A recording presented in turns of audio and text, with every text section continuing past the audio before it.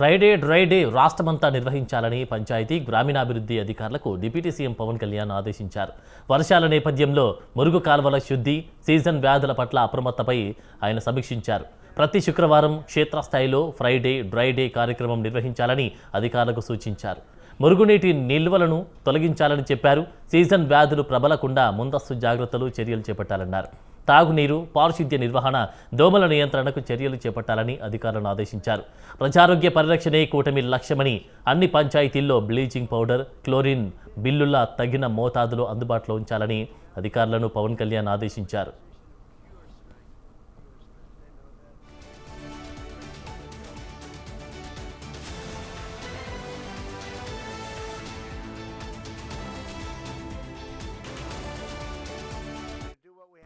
Friday dry day రాష్ట్రమంతా నిర్వహించాలని పంచాయతీ గ్రామీణాభివృద్ధి అధికారులకు డిప్యూటీ సీఎం పవన్ కళ్యాణ్ ఆదేశించారు.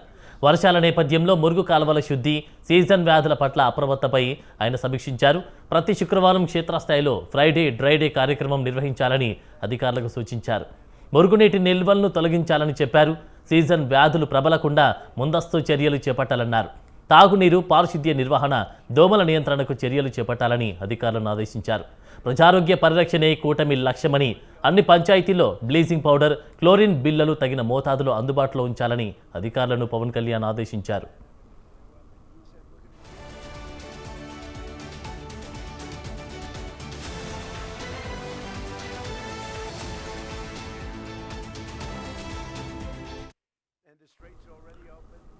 తెలంగాణ రాష్ట్ర కొత్త చీఫ్ సెక్రటరీగా సంజయ్ జాజు నియమితులయ్యారు. ఆయన 1992 బ్యాచ్కు చెందిన సీనియర్ ఐఏఎస్ అధికారి. ప్రస్తుత సీఎస్ కె రామకృష్ణారావు జూన్ 30న పదవీ విరమణ చేయనుండడంతో జూలై 1 నుంచి సంజయ్ జాజు బాధ్యతలు చేపట్టనున్నారు. ఈ మేరకు జీఏడీ విభాగం అధికారిక ఉత్తర్వులు జారీ చేసింది.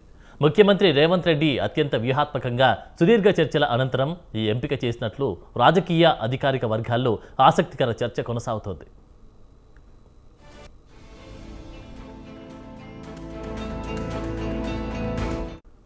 దాదాపు 13 ఏళ్ల పాటు కేంద్ర సర్వీసుల్లో సమాచార ప్రసార శాఖ, ఈశాన్య రాష్ట్రాల అభివృద్ధి శాఖ కార్యదర్శిగా సంజయ్ జాజు కీలక బాధ్యతలు నిర్వర్తించారు.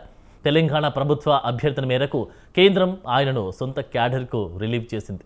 గతంలో ఉమ్మడి ఆంధ్రప్రదేశ్లో తూర్పుగోదావరి కలెక్టర్గా, హైదరాబాద్ మున్సిపల్ కార్పొరేషన్ కమిషనర్గా పనిచేసిన క్షేత్రస్థాయి అనుభవం ఆయనకుంది. సిఎస్ రేస్లో జయేష్ రంజన్, వికాస్ రాజ్ వంటి ప్రముఖుల పేర్లు వినిపించినప్పటికీ కేంద్రంలో సంజయ్ జాజుకున్న బలమైన నెట్వర్క్, 2028 వరకు సుదీర్ఘ సర్వీస్ ఉండడం ఆయనకు ప్రధాన బలంగా మారాయి.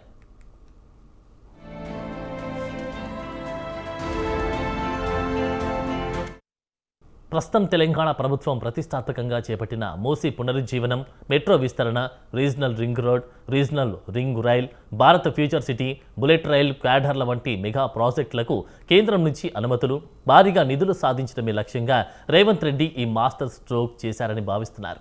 ఢిల్లీ స్థాయిలో చక్రం తిప్పిన సంజయ్ జాజు అనుభవం ఇప్పుడు తెలంగాణ అభివృద్ధి చక్రాన్ని వేగవంతం చేస్తుందా? కేంద్ర రాష్ట్ర మధ్యాల సమన్వయకర్తగా ఆయన ఎలాంటి ముద్ర వేయబోతున్నారు అనేది జూలై 1 నుంచి ప్రారంభమయ్యే ఆయన అసలు పరీక్షల్లో తేలనుంది.